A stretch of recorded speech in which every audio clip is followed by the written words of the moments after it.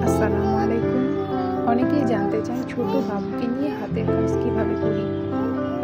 আমার সব কাজের সময় আমার ছেলে আমার পাশে থাকে আর আমার কাজগুলো খুব মন দিয়ে দেখে। পরে সেও এগুলো চেষ্টা করে। ওর আম্মুকে ও কপি করতে খুব পছন্দ করে। যাই হোক, চলুন আজ এই দুইটা চুড়িতে আলপনা করি। প্রথমেই আমি যে ডিজাইনটা করতে চাই সেটার কিছুটা স্কেচ করে নিচ্ছিলাম। প্লাস্টিকের চুড়িতে আগেই সুতো পেঁচিয়ে রং করে নিয়েছি। এরপর হালকা পেন্সিল দিয়েও কিছুটা স্কেচ করে নিয়েছিলাম, যেন কোথাও কোনো ভুল না হয়। আসলে সারফেসটা মসৃণ না হওয়াতে কিছুটা সময় বেশি লাগছিল।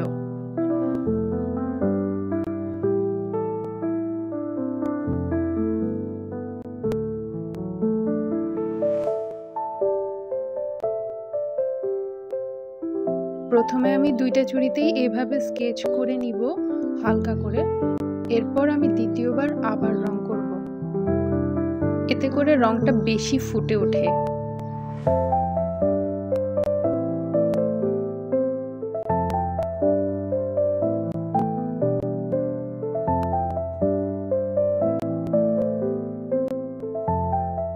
এই ধরনের আলপনা করা চুড়িগুলো কিন্তু যে কোনো ধরনের শাড়ি অথবা যে কোনো আউটফিটের সাথে খুব সুন্দর মানিয়ে যায়।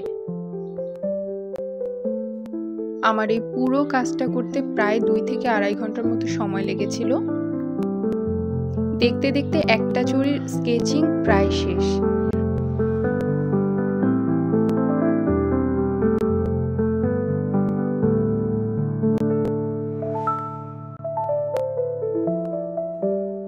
এই সময় আবার আমার ছেলে ক্যামেরা নিয়ে একটু নাড়াচাড়া করছিল।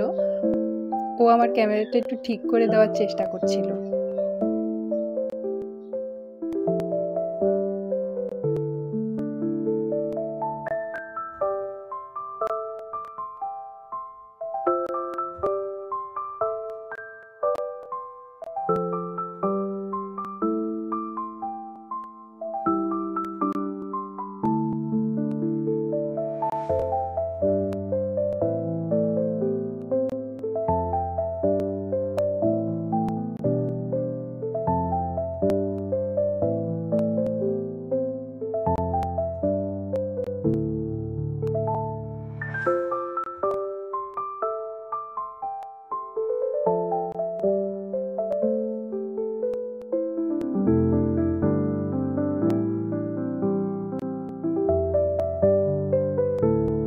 যেহেতু আগের চুড়িটা একটু বালা অর্থাৎ মোটা চুড়ি ছিল, সেখানে অনেক সুন্দর করে একটা ডিজাইন করা গিয়েছিল, কিন্তু এই চুড়িটা তুলনামূলকভাবে ছোট হওয়ায় ছোট ছোট ফুল এঁকে নিচ্ছিলাম।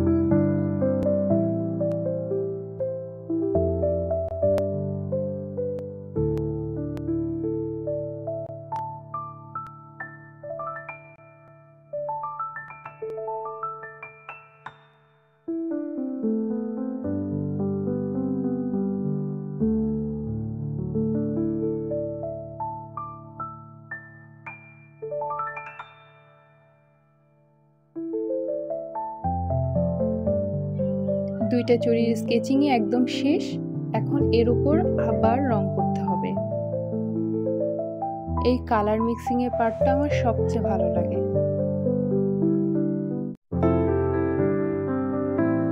একটু গ্লিটার কালার দিয়ে নিব, যেন উজ্জ্বল এবং একটু গ্লেজি লাগে।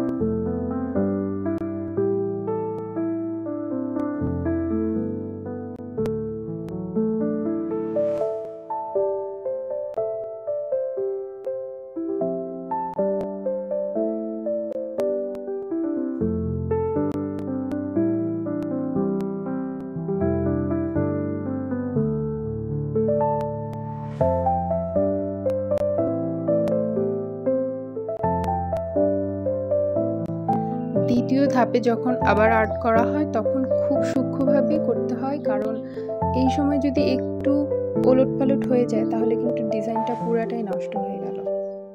তাই খুব সাবধানতা অবলম্বন করতে হয় এই সময়ে।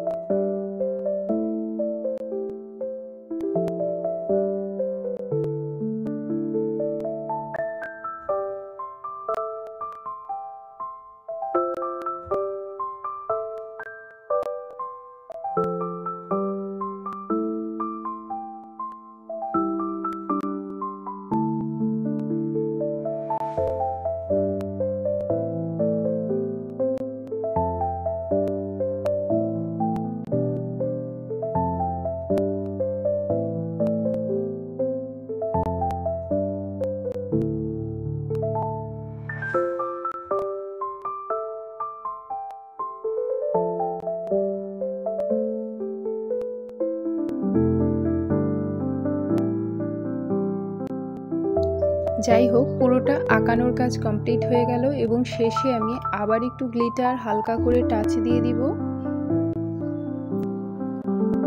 এতে করে ফাইনাল লুকটা আরো বেশি গর্জিয়াস হয়।